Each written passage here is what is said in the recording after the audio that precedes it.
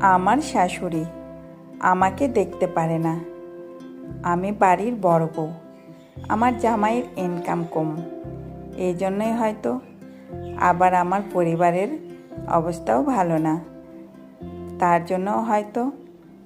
সব কিছু মিলিয়ে আমার শাশুড়ি আমাকে তিতা মনে করে অন্যান্য বউ আসলে তাকে অনেক ভালো রাখবে, কিন্তু আমি তাকে ভালো রাখতে পারতেছি না।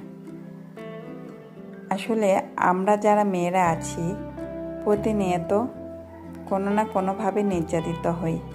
এটাই হচ্ছে আমাদের পরিস্থিতি। যে যে পরিস্থিতি থাকে না কেন তাই বোঝে তার পরিস্থিতির অবস্থা। অবশ্যই সবাই ভালো থাকবেন, সুস্থ থাকবেন। আর আমার ভিডিও যদি তোমাদের ভালো লেগে থাকে অবশ্যই লাইক কমেন্ট করে পাশে থাকবে। সবাই ভালো থেকো। আল্লাহ হাফিজ।